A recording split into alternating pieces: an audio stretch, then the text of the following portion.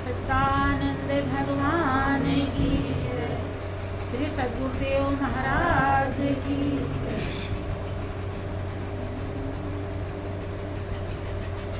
गुरु बड़े गोविंद सी, मन में देख विचार, हरि सुमिरे सोवार है, गुरु सुमिरे सो पार। श्री सद्गुरुदेव महाराज की, श्री सच्चिदानंद भगवान की। देखिए कबीरदास जी जो अपने समय के बहुत अच्छे संत कहलाते हैं, उन्होंने अपने अनुभव को व्यक्त किया कि गुरु बड़े गोविंद से। बड़े इसलिए हैं क्योंकि परमात्मा रोम रोम में रम रहा है। कितने जन्म बीत गए लेकिन कभी भी वो अपने आप नजर नहीं आया। लेकिन जब गुरु मिलते हैं तो ज्ञान का दीपक दे करके दिखा देते हैं कि ये, इसीलिए वो बड़े। वो इतना बड़ा काम दुनिया में कोई नहीं करता है, इसलिए गुरु से बड़ा कोई भी रिश्ता नाता नहीं। कि मन में देख विचार, अपने जब आपका मन समझ जाएगा, विचार ज्ञानमय हो जाएगा, तब आप समझ पाएंगे। हर सुमिरे सो वार है और गुरु सुमिरे। अगर आप गुरु का सहारा नहीं, ज्ञान का सहारा नहीं लेते हैं, ऐसे खंडन मंडन पूजा पाठ में लगे रहते हैं, गीता रामायण पढ़ते हैं, दुनिया के जो भी पूजा बताया जाता करते रहते हैं, तो इसी पार रह जाएंगे। अर्थात कभी भी आपका मोह ममता मेरा तेरा कम नहीं होगा। और न विश्वास हो तो करके देखो, और कम नहीं हुआ तो आप सुख शांति आनंद कभी प्राप्त नहीं करेंगे। ये फार्मूला है, ये गुरु शरण में ही संभव है। गुरु ही एक एक कमी को ढूंढ ढूंढ के निकालते हैं और बताते हैं, और कोई नहीं बताता। और जब कमी आपकी निकलती जाती है तो एक समय एक जन्म ऐसा आ जाता है कि आपके अंदर कोई कमी नहीं, केवल प्रभु ही प्रभु रह जाता है। तब आप जिंदे मुक्त हो जाते, प्रभुमय हो जाता है। इस लायक गुरु ही बनाते हैं। आगे बिंदु जी कहते हैं कि जब दर पे तुम्हारे ही अधमों का ठिकाना है, जब दर पे तुम्हारे ही अधमों का ठिकाना है, फिर मेरी ही किस्मत में क्यों रंज उठाना है, फिर मेरी ही किस्मत में क्यों रंज उठाना है।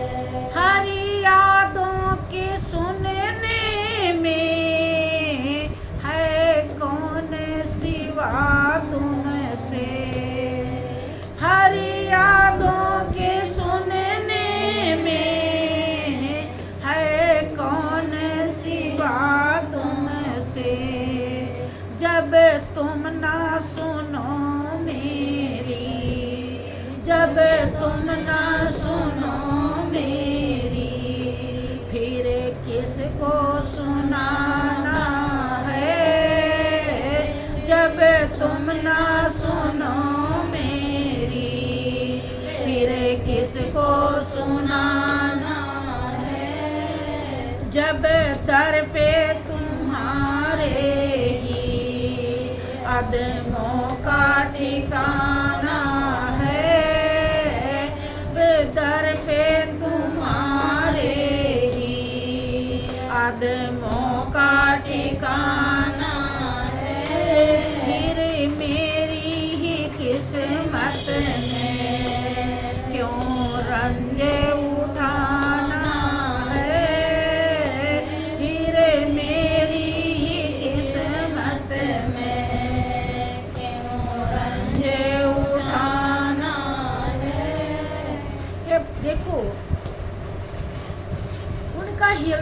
इतना निर्मल हो गया है, तभी इस तरह से वो समर्पित भाव उनके हृदय में आया है, समर्पित हैं गुरु चरणों में और अपने अनुभव को व्यक्त कर रहे हैं। फरियादों के सुनने में है कौन सिवा तुमसे, जिसे गुरु तत्व का सही ज्ञान नहीं होता, ध्यान सुमिरन वो नहीं करता, वो कुछ नहीं समझ पाता। वो गुरु को छोड़ करके कहीं और देवता को पूछता है, सोचे यहाँ से मेरा काम बन जाएगा, ये देवता बढ़िया है। वो कभी भी गुरु महाराज जी के दया और कृपा को नहीं समझ पाए, लेकिन वो पूर्ण समर्पित हैं बिंदु जी। इसीलिए वो कह रहे हैं कि आपके सिवा कोई फरियाद को सुनने वाला नहीं है। अगर हमारे दिल की कोई सुनने वाला दुनिया में है तो आप ही हैं, और कोई भी, चूंकि आत्मा की पुकार, पहली बात तो लोग इतना सांसारिक रूपी कीचड़ में फंसे हैं, सुनते ही नहीं, सुनने लायक नहीं होते, वही लोग ध्यान भजन नहीं करते। उसी को गुरु चरणों से कोई प्रेम नहीं होता है, क्योंकि उन्हें पता ही नहीं कि आत्मा का उद्धार होगा कहाँ से, तो वो सुनते ही नहीं, सुनने लायक नहीं बने। जिसका हृदय थोड़ा निर्मल होता है, जो कर्म योग करता है, कर्म योग उसे कहते हैं जो कर्म प्रभु के तरफ ले जाता है, प्रभु से जोड़ता है, जो कर्म उसे कर्म योग कहते हैं। अर्थात ध्यान करो वो प्रभु से जोड़ेगा, सेवा करो वो प्रभु से जोड़ेगा, सत्संग सुनो वो प्रभु से जोड़ेगा। जो ज्यादा करता है वो ज्यादा जोड़ता है, और जो कम करता है वो दूर ही, जैसे जिसके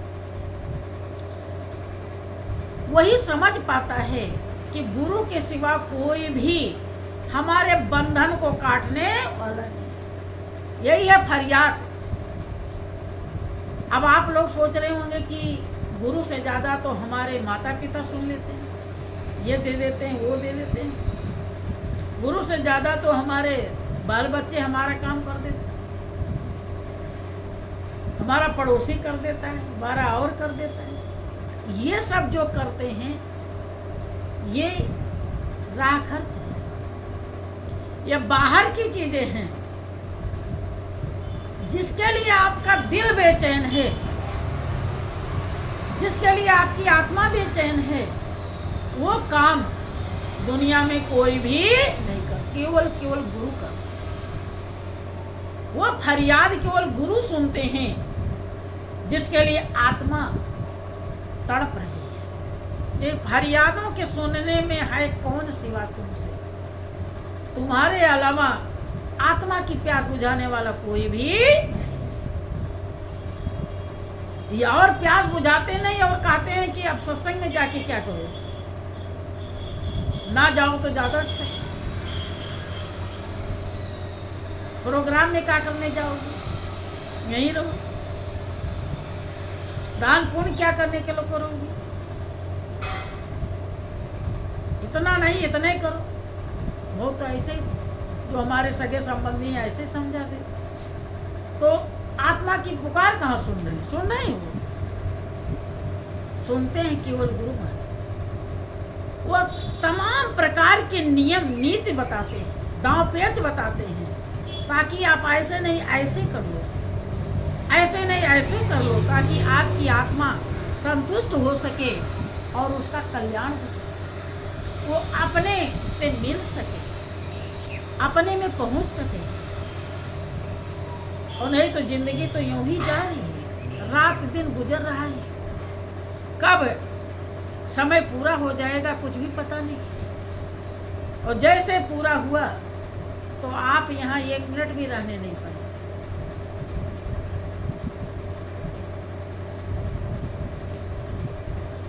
बिंदु जी कहते हैं कि जब दर पे तुम्हारे की, अधमों का ठिकाना है। जब दर पे तुम्हारे ही, अधमों का ठिकाना है। फिर मेरी ही किस्मत में क्यों रंज उठाना है। फिर मेरी ही किस्मत में क्यों रंज उठाना है। त्रिगी बिंदु की शक्लों में है ख्वाहिश इस दिल की। त्रिग बिंदु की शक्लों में है ख्वाहिश इस दिल की। जरिया तो है आँखों का, जरिया तो है आँखों का, आंसू का बहाना है। जरिया तो है आँखों का, आंसू का बहाना है। जब दर पे तुम्हारे ही, अधमों का ठिकाना है। देखिए बिंदु जी को कितना प्रेम है गुरु चरणों से, कि दृग बिंदु की शक्लों में है ख्वाहिश इस दिल की। हमारे आंखों के हर तारों में, हर झिल्ली में गुरुदेव तेरी जरूरत है। तू रमा हुआ है, तू भरा हुआ है, रोम रोम में तू ही रम रहा है। कि जरिया तो है आंखों का, आंसू का बहाना है। आंसू किसके लिए गिरते हैं? जो अपना होता है। गुरु के लिए दुनिया में वही रोता है जो गुरु को समझ जाता है कि यही मेरे हैं और कोई मेरा, और समझ भी बहुत जन्मों के प्रयास से पाता है। बहुत जन्मों से जब वो कर्म योग करता है, मालिक के चरणों से प्रेम करने के लिए भाव पैदा होते हैं, कर्म करता रहता है, तब कोई जन्म ऐसा आता है उसे गुरु चरणों से प्रेम हो जाता है, फिर उसे मंजिल